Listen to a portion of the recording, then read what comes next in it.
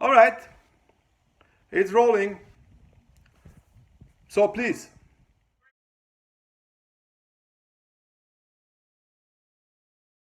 Okay, so very simple. Okay, so the first project is the Book of Bet. This is when I meet Bet, who at that time was a drug addict and a prostitute. So we made the first book together. We started in 1983, and basically the work was done in 86. The first book is published in 1988. In 1986, I went to Mexico, and then I photographed on the streets with young people living on the streets for about 10 years and made a book about that. El Nino, Children of the Streets, Mexico City.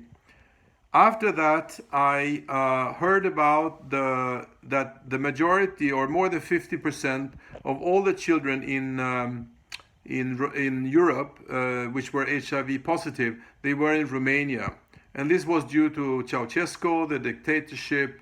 There was no food. There was a lot of children in institutions, and instead of food and vitamins, which they didn't have, they were given injections with blood, and this blood was infected, and this is why you had so many children which were HIV positive in Romania. I also there I cooperated with some of the doctors who really wanted help to raise awareness about HIV. After that, I've been working in Gaza. I've done 4 books in Gaza, and I have done 1 book with homeless people, where I photographed them sleeping, just their faces.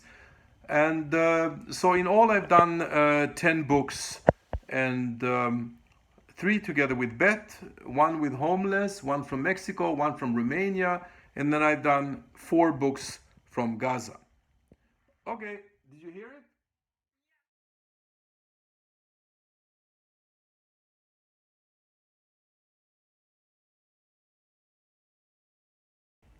Well, usually I think that, I became a photographer pretty late actually. I was about 27 years old, and I had studied, psychology, and I worked hands on with people with different kinds of social problems. So when I turned into photography, it was, for me, I was not very interested in fashion, but I've always been interested in, projects and people which have, have a social and political impact in a place. So, before coming to Russia, I have done 3 books together with a friend of mine. We have known each other now for more than 30 years. She was a prostitute and a drug addict, and we made 3 books together and 1 film. So my interest in lying in tries to understand both people, but also the system in where these people, live their lives.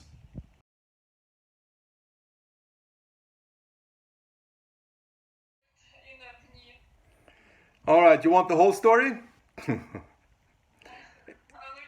Anyway, well, I was in St. Petersburg in 2001, and I met with Margareta von der Borsch, who, from Perspektiven, who told me about the work that she was doing with the children's home in Pavlovsk, and also with when the young children were growing up to be 18, they moved to the PNI.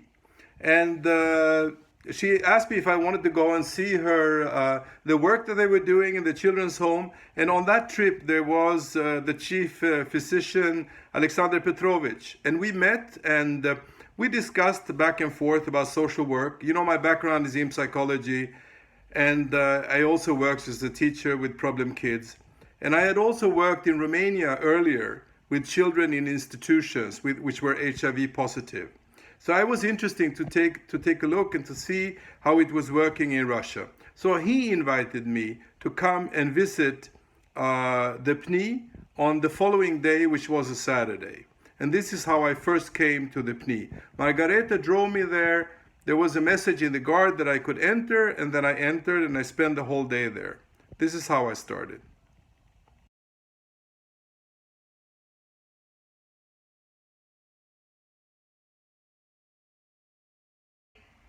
Well, okay. I started in 2001, but of course I haven't been, With the work in Russia, I could only come when I had, some extra money, because it was very difficult. As you might know, the interest for people with, with psychic problems or etc. It's very difficult to get, any kind of support for that. So this means that when I have done other books and other projects, it had been easier for me to, to raise money to come to Russia actually. So it's been a little bit off and on. It's been for many years, but I haven't been able to go in and let's say to work for, for 2 years, like 6, 8 months every year. It hasn't been possible. So I started in 2001, and then I've been coming back and forth.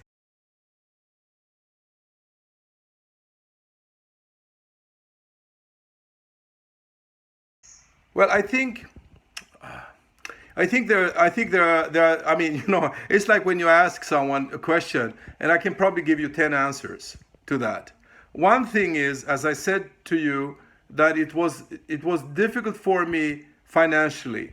The second thing is that it was difficult for me to figure out, how I would deal with, how would I photograph, in the PNI, because of course I got access, but I got like, I got the right to be there, but the ones right, telling me that was basically the doctors and the head of PNI, right? But then you have to find a way to work with the people that in a sort of way that it's accepted. That means that you have to wait almost for their invitation to photograph them. That's another reason. I think a third reason is that I think it's one of the most difficult projects I ever done. I mean, I worked in many different cultures. I worked in Gaza, but and people, I don't speak Arabic, right? I worked in Mexico on the streets, but there I spoke the language, so it was easier. Here, I saw and I learned a lot of things, but I was not really sure how I could tell it, because I don't basically think that photographs are not enough for me. When you talk about a documentary project, concerning people, I prefer to work, I worked with making interviews with Beth, who was a drug addict and a prostitute. Had other writers interview her later in the projects. The film we make together, she filmed a lot and she talks, right? So that's different. When I worked in Russia, I don't have the same possibilities because I don't speak the language, right? So I kind of gathered and talked to a lot of people but actually this project is coming together actually in the moment. I met Natasha, which I thought was wonderful in the PNI, and going to the art, the art room and seeing, the drawings and the paintings, etc. And later on, I met Leonid, and when actually Leonid told me that he had been writing, and I've been reading his text about, the PNIs in Russia, etc. And also he spent a lot of time in the PNI where I've been photographing. Actually, I think this is the explanation why it's been taking such a long time for me to try to finish this project. Because I tried many things, also together with other people who have lived in PNI and got out of PNI, but for some reason they couldn't really tell their story. So I think that it's been very, very difficult, and it's a very, very complex question to work with in documentary photography. And I think that's really the reason. I think for me, this has been probably the most difficult work that I ever done.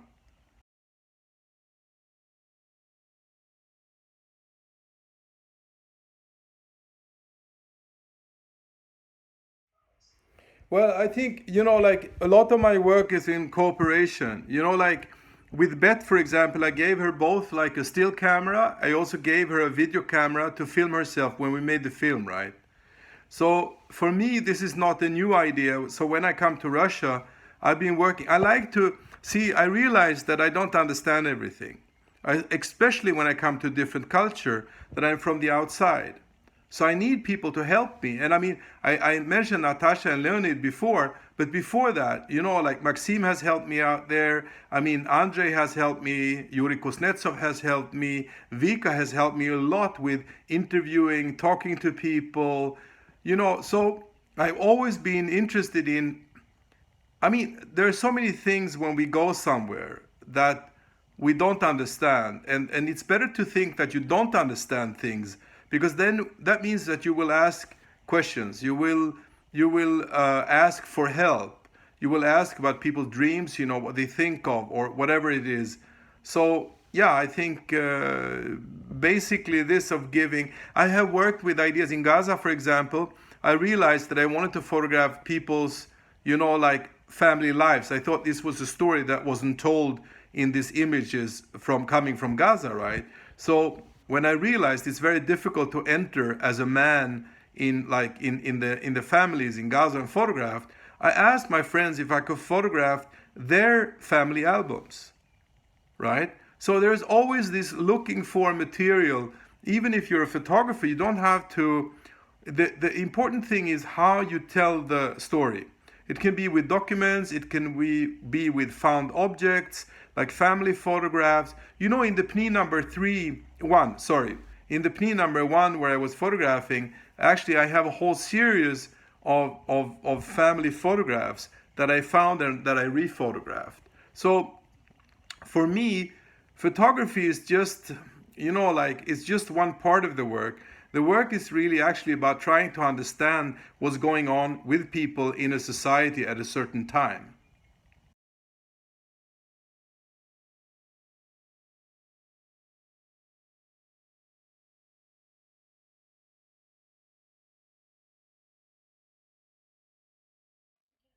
Well, there's actually, the people in Okinawa, in Japan, they become really old. You know why they become very old? Because they are smart. Because they always say like this: you find a place in your heart where you work with things which are really, really important for you. If it's really important for you, I believe that it will be important for other people as well. That's the one thing. So finding your own place in your heart for the work is really, really important. But the second thing is you have to eat as well. So you need to eat breakfast, and you need to eat dinner, and you need to pay your rent, right? So you must be smart enough to know that to do serious work where you need a lot of time, you need to find a way of how to make money at the same time. Because many times the work which is really important for you is maybe not giving so much money back, but you get some really important experience in your life.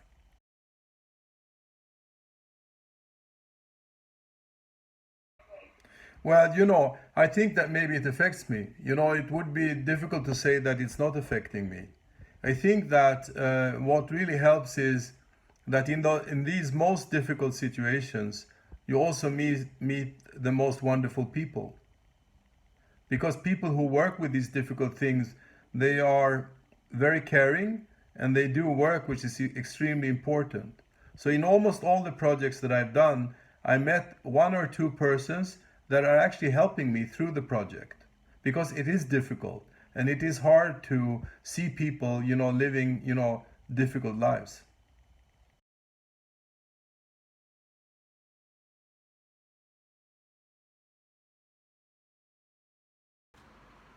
So, hello again. I've been asked to talk a little bit about ethics, about my way of working. And of course, this is something you always have to think about. I think it's different in different situations. Not that ethics are changing, but the situations are changing. So you have to ask yourself the questions: why are you doing it? In what way are people willing to cooperate with you in trying to tell a story about whatever you're photographing? So the first thing is, I want to give you some examples because I think they're all different. I've worked together with a friend who was a prostitute and a drug addict, and we've been doing 3 books together, and we also made a documentary film.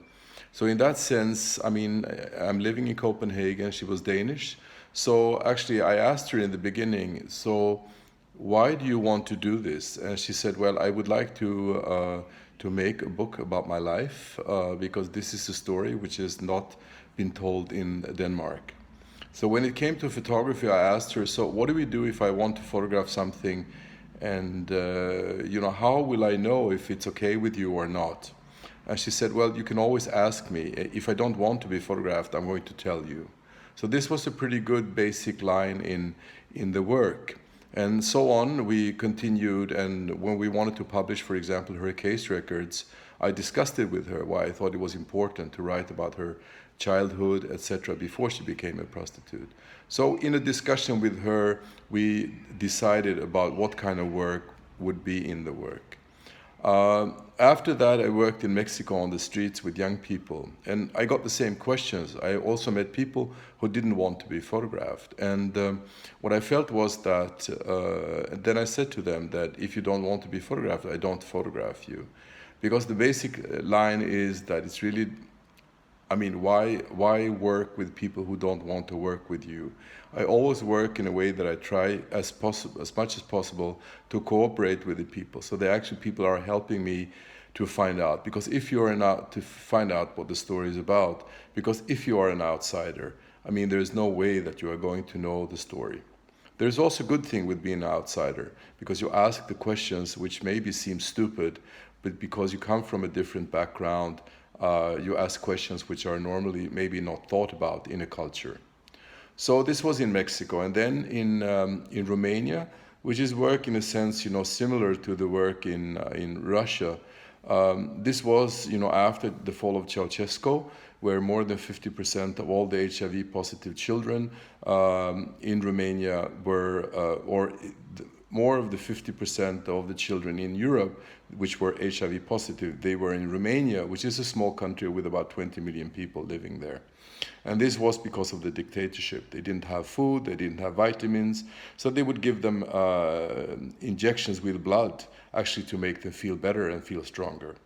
So in this sense, I met with the doctors who had protested already during Ceausescu, and we discussed it, because I asked her, for me, this is difficult, because how can I go into these institutions and I photograph the children, and what right and how should I, deal with this? And she said to me, well, I think this is important, and I will support you in this, because if we don't get the material out about the situation in Romania, we will not later on have the medicine which is needed for treating these children. We need help from abroad. So it was quite, then I made this project. In Russia, I was invited by the chief doctor of the PNI, and he asked me if I would like to come in, if I would photograph, if I would take a look, because he was also interested in how people reacted to me. I think, of course, this is difficult, because, he gives me the right to come in, I can photograph there. So I decided to work on a very slow strategy. I used a tripod, I used a very big camera, and basically I would photograph when people asked me to photograph them, or I would work with interiors. But what I did was then, when I came back the next time, I would give people photographs, and then in that sense, our relation with the people, worked a little bit better. Of course, this is extremely difficult. I don't speak Russian, but this was my way of dealing with it. Of course, I'm aware of that the people that I'm photographing are not aware of how I'm going to use the work. So it is a complicated thing when you're working with something which is not in your own culture, but which is also in a locked institution. So anyway, these are some of my thoughts and also some of my doubts about my work, and this I would like to share with you. Thank you. Bye.